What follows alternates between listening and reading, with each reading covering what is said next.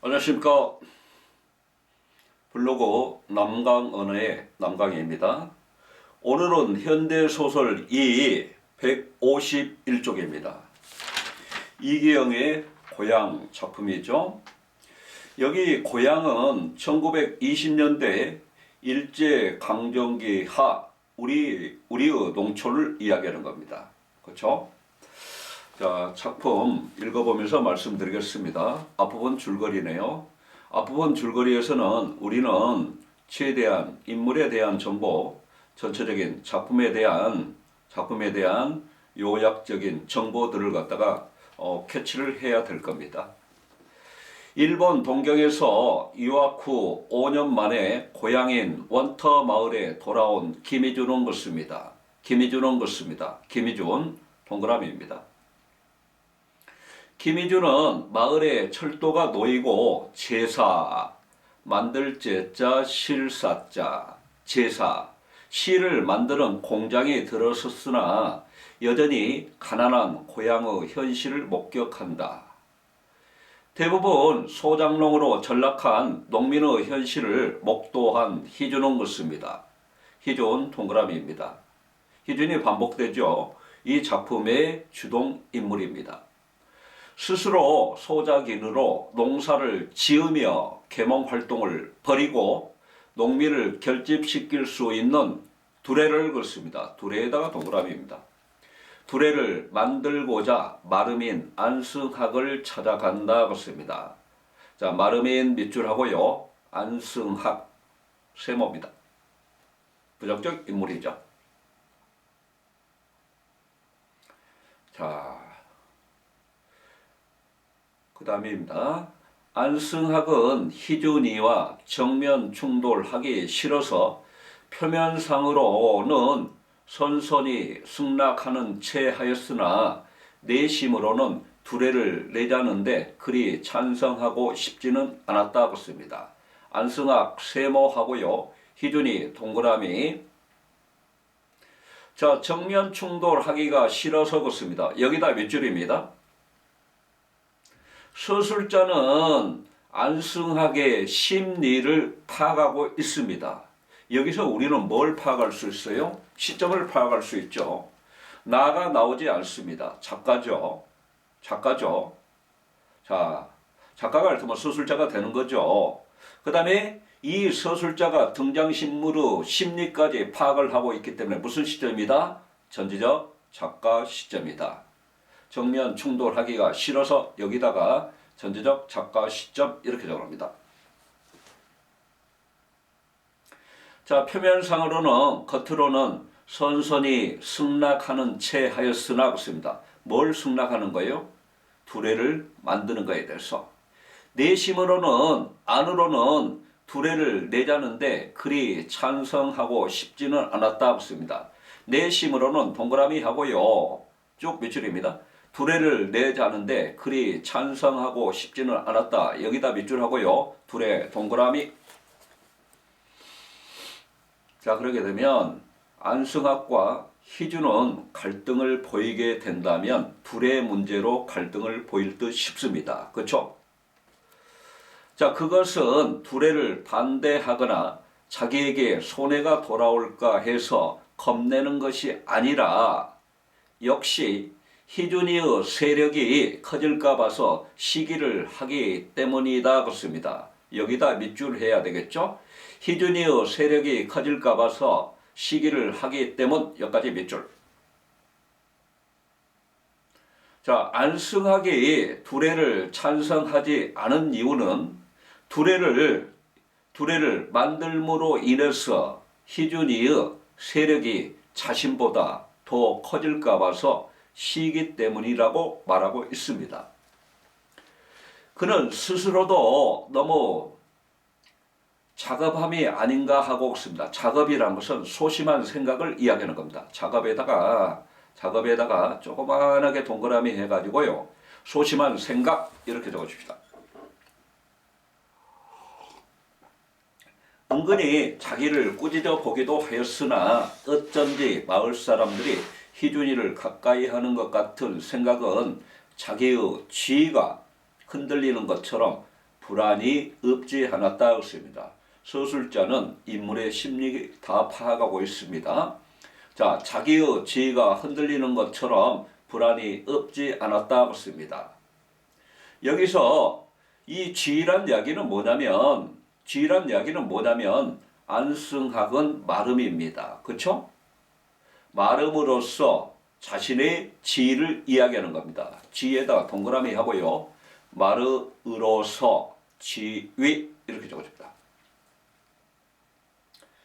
안승학은 그 뒤로 한참 동안 숲 하나를 굴리며 생각을 해보았다가 없습니다. 숲 하나 아신가요? 그 주판이요. 주판을 이야기하는 겁니다. 숲 하나를 굴리며 생각을 해보다가 갑성이를 시켜서 그렇습니다. 여기서 숲 하나를 굴리며 관용적 표현으로 봐야 되겠네요. 실제 주판을 놓고 계산한다는 이야기가 아니라 머릿속에서 이 계산 저 계산, 자 그야말로 이해 타산적인 계산을 해본다는 이야기입니다. 그렇죠? 갑성이를 시켜서 학삼이를 불러왔다고 씁니다. 학삼이는 그가 민판서집 사음을 운동할 때부터 그렇습니다. 사음에다가 조그만하게 동그라미 하고요. 사음은 결국 무엇과 같은 말이냐면 마름하고 같은 말입니다. 마름이라고 적어주세요. 그에게는 다시 없는, 안승학에게는 다시 없는 신복이었다 그렇습니다. 부하였다 이 뜻입니다. 그러게 되면 학삼이도 세모해 줍니다. 그래서 무슨 일이든지 긴한 일이면 을의 학삼이와 상의하는 터이다. 어침 점수 쳤어요. 수염으로 한 몫을 보는 학삼이는 주인에게 공손히 인사를 하며 그렇습니다. 주인에게 공손히 인사를 하며, 여기 주인 누군지 알겠죠? 주인 세모하고요. 안승학입니다. 마루 끝에 걸터 앉는다. 아, 일이 좀 들어오게 조용히 할 말이 있어. 학삼이는 무슨 일인지 몰라서 눈을 둥그러니 뜨고 방으로 들어왔는다. 자네도 들었나? 희준이한테? 뭐 말씀이신가요? 둘의 말이야. 네? 젊은 애들이 짓거리는 말은 들었어요. 왜요? 주인은 한 걸음 다가 앉으며 교활한 웃음을 가재 수염 밑으로 먹으면서 걷습니다. 자, 교활한 웃음 몇 줄이요? 가재 수염 몇 줄이요? 지금 작가는 인물에 대해서 교활한 웃음, 가재 수염 이를 통해서 인물에 대해서 부정적으로 묘사하고 있는 겁니다. 그렇죠? 자, 외양을 통해서 인물을 부정적으로 묘사하고 있습니다. 그렇죠? 거기다가 외양을 부정적으로 묘사 이렇게 적어줍시다. 그럼 잘 됐네. 자네가 그것을 반대하게. 내가 반대해요? 응, 그래. 지금 곧 희준이가 왔다 갔는데 그런 말을 하기에 동중에 그렇습니다. 동중, 조그만하게 동그라미 하고요. 동네를 이야기하는 겁니다. 동네, 마을, 동네. 동네에 손해가 없거든 해보라고 했네 많은 것입니다. 해보라고 했네 많은 것입니다. 자, 내심 해보라고 했네 많은 것입니다. 안승학은 본심에서 나온 말이 아니죠. 나중에 생각해 본즉 뒷일을 누가 아나? 투례를 냈다가 공연히 부비만 것입니다. 부비란 것은 뜰부자, 비용 빚자, 사라지는 돈을 이야기하는 거죠. 자, 다시 부비 조그만하게 하고요. 이 일을 하는데 써서 없어지는 돈을 부비 그러게 됩니다. 두례를 냈다가 공연히 부비만 나게 되면 가난한 사람들에게 힘에 넘치는 출염새만 물리게 아닐 물리게 될 것 아닌가 같습니다. 자, 그 일종의 지금 여기 보게 되면 사람들이 자 얼마씩 낸다 말이에요. 이 돈이 이를테면 사라질 거라고 되면은 안승학이는 이야기를 하고 있습니다. 자, 표면적으로 안승학은 동네의 가난한 사람을 염려하는 것처럼 되어 있지만, 자, 염려하는 것처럼 됐지만, 자, 자신의 지위가 흔들릴 것 같아서 두레를 만드는 거에 대해서 자, 거짓 동네 사람들을 염려하는 척 하는 겁니다. 그러면서 자, 두레를 만들게 되면 동네 사람들에게 이로울 것이 없다고 이야기하고 있는 겁니다. 그 근거로서 자, 얼마씩 각출을 해가지고 돈을 냈는데 그 돈들이 결국 사라지는 부비라고 말하고 있는 겁니다. 그렇죠? 백룡인의 돈을 메로와서 두레는 한바탕 들판에 놀고 없습니다. 두레 만들었습니다. 백룡인의 논을 매러 와서 두레는 한바탕 들판에서 놀고 있습니다. 백룡인의 논을 매러 와서 여기다 밑줄. 자, 두레를 통해 농민들은 서로 돕고 있습니다. 자, 두레를 통해 거기에 밑줄 그은 부분에다 두레를 통해 상부상조의 모습이라고 적어주세요. 상부상조, 서로 상자 돌부자, 서로 상자 돌조자, 상부상조. 저녁 때의 실참이 되었다. 농군들은 논두렁에 앉아서 담배를 피운다.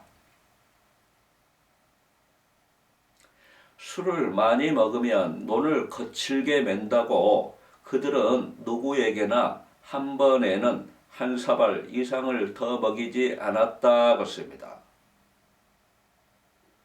자, 그래요. 지금 여기 보게 되면 둘의 원칙이 있었는가 보네요. 그렇죠? 그래요.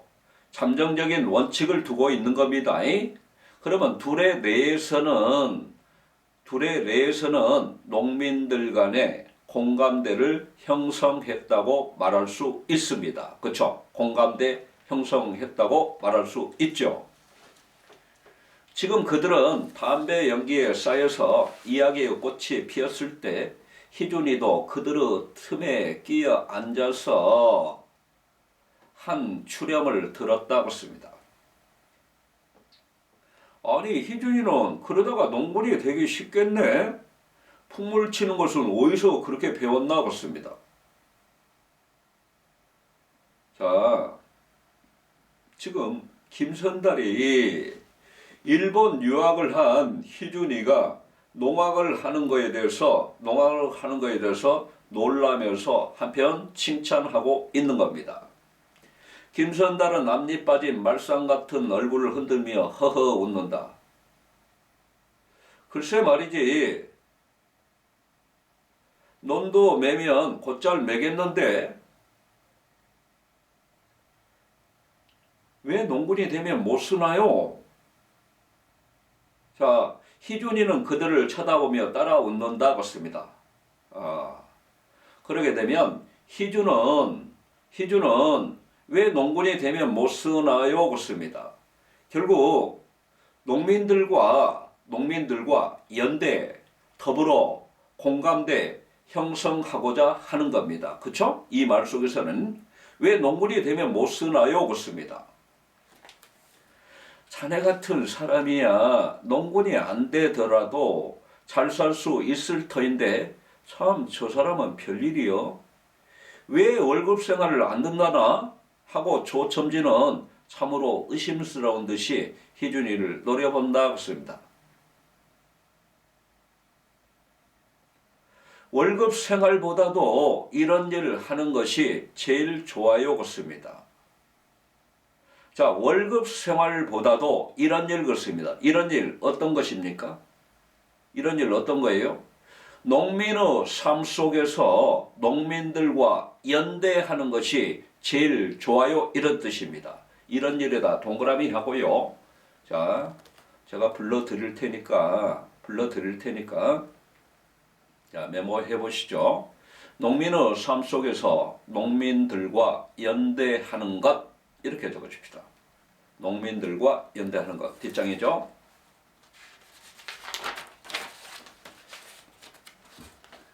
그래도 무슨 주의가 다르기에 그렇지 않은가? 우리 같은 무지한 백성이야 여북에서 그렇습니다. 여북 조그맣게 동그라미 하고요. 오죽 이 뜻이죠. 땅을 파먹느냐 싶은데 원참 그렇습니다.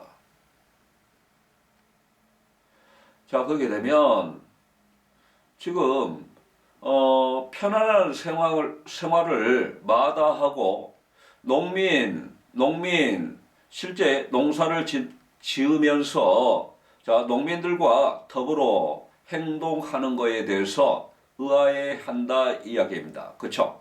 그래서 뭐라고 이야기했냐면 조천지는 다시 의심스러운 눈을 희준에게로 돌리는데 그러나 희준이는 잠자코 그들의 대화를 듣고 있었다고 씁니다.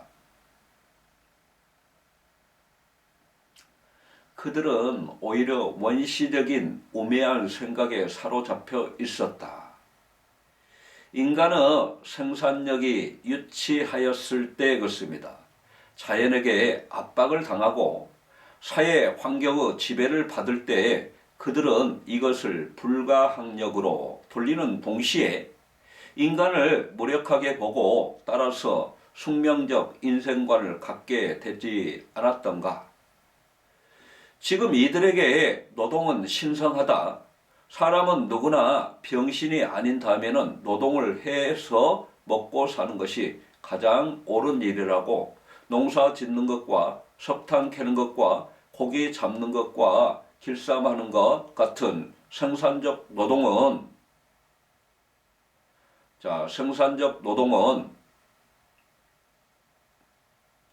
그것들이 우리 생활에 직접적으로 필요한 것인 만큼 더욱 귀중한 일이라고 설명을 한 데짜 같습니다. 생산적 노동 동그라미 하고요. 쭉 밑줄입니다. 그것들이 우리 생활에서 직접으로 필요한 것인 만큼 더욱 귀중한 일이라고 설명 여기까지 밑줄. 자, 여기 부분에 보게 되면 희준이 농민과 연대하여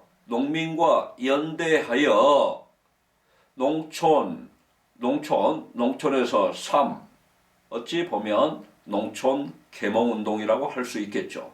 농촌 계몽운동을 하는 이유가 나타나 있습니다. 거기다가요 밑줄 그은 부분에다가 희준이가 농촌에서 농촌 계몽을 하는 이유가 드러나 있다. 이렇게 적어봅시다.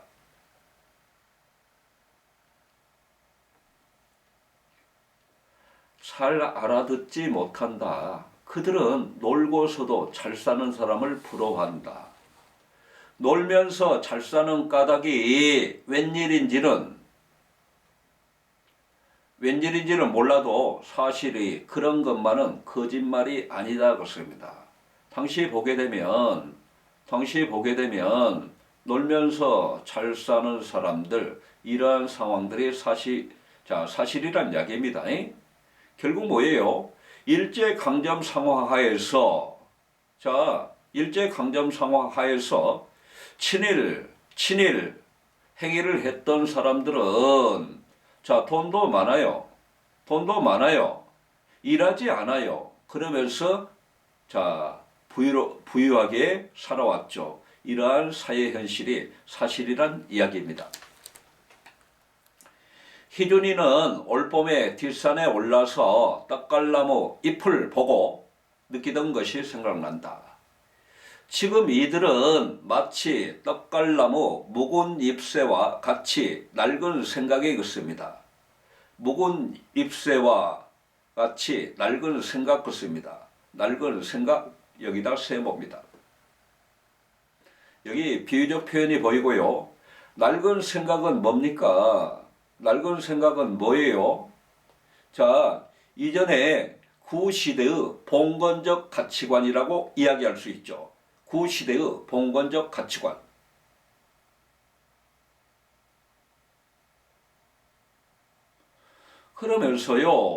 그러면서 지금 앞에 희준호 생각 속에 들어있는 부분 형태입니다. 그렇죠? 어떤 가치관인가요? 가난한 농민으로 태어났기 때문에 태어난 대로 자 살다 죽는다는 생각이죠. 그렇죠? 그러면서 일종의 운명론적 인생관을 갖다 보이고 있죠. 글 속에서는 숙명적 인생관이라고 이야기했네요. 생각에 붙어 있지 않은가? 햇 잎새가 붙습니다. 햇 잎새 동그라미입니다. 근대적 가치관이죠. 햇 잎새가 길게 싹터 나오는데도 묵은 잎새는 그대로 그 밑에 붙어 있다. 그들은 새 시대를 맞으면서도 오히려 묵은 사상 것입니다. 묵은 사상 세모하고요. 앞에 나와 있는 낡은 생각과 같은 의미입니다. 사로잡혀 있지 않느냐.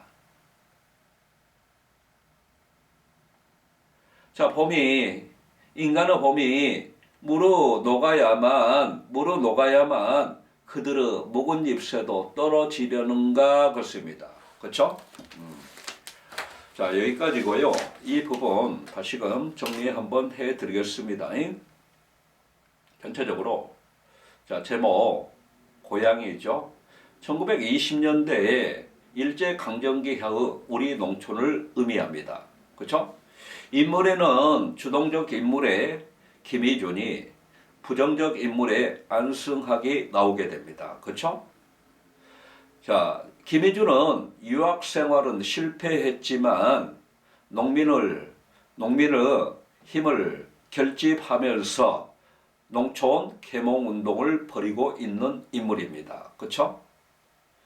그 다음에 이 수능 특강에 실려있는 부정적 인물 안승학이 보이게 되는데 마름입니다. 마름이죠. 자, 마름인데 어찌 보면 안승학은 농민 수탈의 전형적 인물로 봐야 될 겁니다. 그러면서요, 이 작품에서 보여지는 것은 교묘하게 불의를 조직하는 것에 반대하고 있죠. 그러면 여기서 희중과 승학의 형태는 갈등을 보이게 될 겁니다. 그렇죠? 자, 그 다음에 사건 부분에서 보게 되면 자, 결국 아까도 이야기했지만 자, 김희준 그 다음에 김희준과 더불어하는 마을 소장론 그렇죠? 피지배층 그렇죠? 피지배층 여기와 그 다음에 마름 안승학 여기는 지배층이라고 이야기할 수 있죠. 그래서 이 작품은 갈등 구조에서 수평의 형태가 아니라 수직적 갈등 구조 형태를 보이는 거죠. 그렇죠? 지배층, 피지배층, 수직적 갈등 구조를 보이는 겁니다. 자, 여기 수능 특강에서 보게 되면 갈등 원인은 둘의 결성의 건입니다. 그렇죠?